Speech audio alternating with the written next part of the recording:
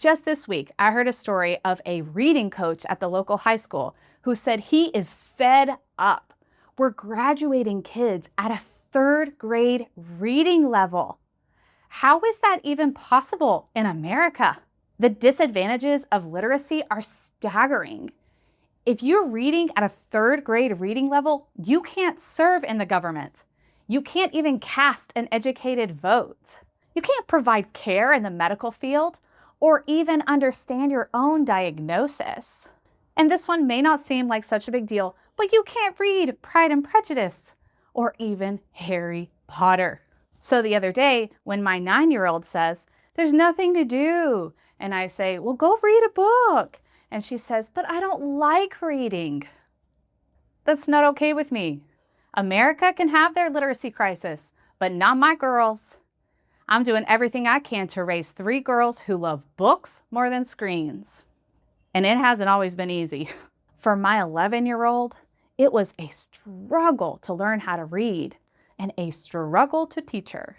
But now she's binge reading books all summer because we were able to change the culture in our home.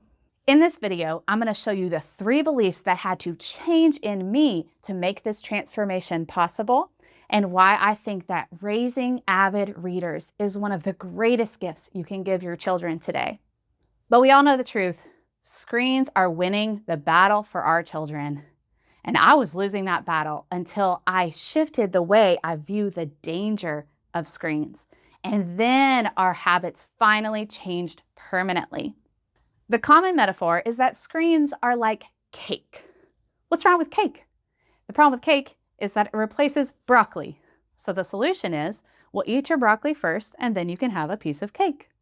About a month ago, I said to my family, we should have a dessert-free summer. I'm like sick of eating junk. Let's get healthy this summer. But then the wineberries came into season. And what do we have to do? There's all kinds of desserts we must make with these wineberries. When I viewed screens like cake, I never could get a handle on the screen problem. It was like sleep training my children. I would think we figured it out, we got it limited to the appropriate amount, and then something would happen and screens would take over our lives again. But what if we changed the metaphor? My 11-year-old daughter finished her schoolwork for the day, and so as a reward, I will give her 1 cigarette. Whoa, that is not an appropriate reward. The difference in cigarettes is that they're addictive. Now, if UT beats Alabama, you can go light up your cigar and go for it. I don't care. I'm not going to light one, but I don't think you're going to come away harmed forever, right? But not all screens are as addictive as others. There's a big difference between my children doing their summer typing practice and them playing these amazingly addictive video games. No parent I know would intentionally give their children a daily dose of an addictive substance. Let's take this metaphor even further. Not only are screens like cigarettes because they're both addictive, but screens are like marijuana. Because if you're giving your child marijuana to smoke after they finish their schoolwork, I don't think they're going to do as well the next day. Screens actively are remodeling our brains against literacy. When my kids would spend the whole afternoon watching TV, they were taking steps away from our actual goal. Every hour of screen time is 2 steps back from literacy. And my kids turned out fine, okay? I know the metaphor is too strong, but at least it respects the addictive nature of screens and the remodeling effects that our modern quick media has on our brains. And we fought this battle for years. It was like pulling the weeds, but where we really got traction is in planting seeds that then we watered. And I want to get into exactly what that looked like practically to farm in this way. But first, I want to say that that is the secret to great parenting. You see the danger ahead, and you don't just wait for it. You actively prepare your children to guard them against that danger.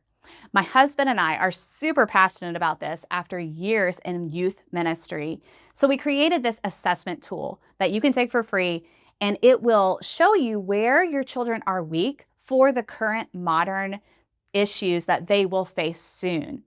And once you identify those areas, one of which is technology and screen use, of course, then you can see first steps you can take in your young children to help them grow up strong and victorious over modern culture.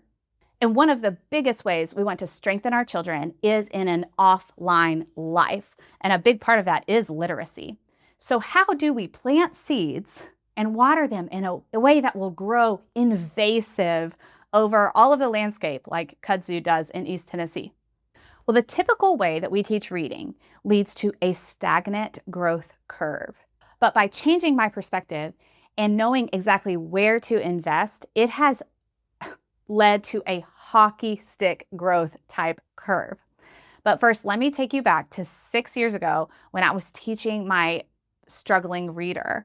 I would set a 10-minute timer. Oh, I remember sitting on the back porch. That's 10 minutes. Were the most frustrating 10 minutes of my entire week.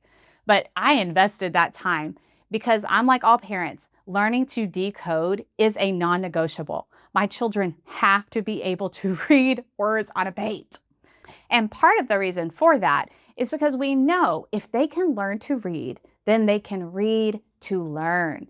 So we're willing to pour our investment in that learning to read time period. But then what happens is that the child will stagnate and we wonder, where did we go wrong? Well, 6 months ago, I started a podcast with my 14-year-old daughter and our 15-year-old friend.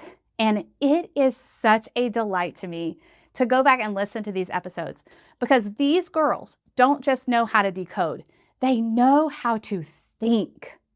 Their literacy growth has been hockey stick, and it's astounding to me. Now, they can read like the top 1% because I didn't limit my investment to the decoding time period. That's so important, but I continued it into the critical thinking time period. They have smashed the high school literacy standards because I realized that early independence is not the goal. Mature independence is the goal. Now, how do we get mature independence? Well, early independence is won through phonics instruction, but mature independence is won through beautiful discussion. But how do we have great discussions over books with our kids? It is not through study guides, and it is not through discussion questions. The biggest influencing factor of what I've seen is not the questions we ask, but it's how we are reading. So gold standard is reading aloud. It is fantastic for growing literacy, but it comes with a big issue that I want to address later, so I'm going to skip it. Second, silver standard would be reading concurrently. So this looks like I tell my daughter, you read a chapter this week by Wednesday, and I'll read it by Wednesday, and on Wednesday we can talk about it. This is how we do most of our reading for our podcast. And we just finished Till We Have Faces, and it's had such a fruitful conversation. And I will link that podcast below so you can enjoy it too. The reason I like reading in this way the best is because I'm most interested in the book. So when we get together, I can say things like, I cannot believe Bardia would say, oh, that you were born a man. Like, how offensive is that? Or what do you think is going to happen at the battle? I wanted to read on. My level of interest in the discussion determines the depth of the discussion because discussion is not clinical. That's why study guides don't really work. Discussion is warm, it is relational, and it is one of my favorite things about having a family. Now, you can have hours of discussion, but if you hold this popular limiting belief about childhood, your children will stagnate in many areas, as well as not get past the literacy crisis. There's a problem we all face when it comes to reading. So my 9-year-old, who isn't the most passionate reader yet, she was reading this book and loved it. We just got it from the library. I mean, she was coming to me constantly saying, oh, listen to this. Oh, listen to this, which is fantastic. Not a problem. Very grateful she found a book she liked. And what does she want to do? Automatically, she wants to order all these books from the library. You know what the problem is. Now, she doesn't want to read anything else. So I really want her to read The Matchlock Gun. Guess what? She doesn't want to read The Matchlock Gun. She wants to read about camping. As a parent, this kind of makes you want to act like an algorithm for your child. Let's feed her more things that she likes because she's very resistant to reading something she doesn't like. Now, there's a great workaround for this. If you first realize that children are strangled when they're limited by their own interests. Trick is, reading aloud opens up a multitude of interests. On Sunday, I met with my friend. We were talking about school books for next year, and she was talking about reading Pilgrim's Progress aloud as an option. And I said, well, I think some of the parts will be boring. And she said, well, if I'm reading it aloud, I can kind of make those boring parts interesting. And she's exactly right. It's brilliant. The trick is, when you read aloud, you don't have to follow their tastes. You're actually helping them acquire tastes. I learned something about educational philosophy years ago that has really helped me as a parent. If given two options, we will choose to learn more about what we already know something about. It's counterintuitive. You would think we would want to know something that's more unknown or mysterious, but we're actually always building on what we know. That's why reading aloud works so well as a seed. They supply the introductions our children need. So currently we're reading aloud Across 5 Aprils. This is a story about the Civil War. I guarantee you this is not a book that any of my children would pick up on their own. It's not a book I would pick up on my own, but it's making me so much more interested in the Civil War time period, and it's been so good. But it's been a great introduction to a new topic and expanding us. To an immature mind, what is best always seems inferior to what is easiest. Bottom line is, you don't need a home run book every time. You just need to keep reading to help your children branch out. The typical way of viewing children and of doing literacy will lead children to stagnate. But there's so much hope for parents because if we will weed out addictive screen use and not let children be strangled by their own interests through investing in discussing books for longer and continuing to read aloud to broaden our children's interests, our kids can bust the standard of literacy of our culture. We can raise kids in this modern age who can think deeply and who can serve others and who love the Lord their God with all their mind. If you want to know more about how to move forward in your parenting in today's world, check out that freebie below.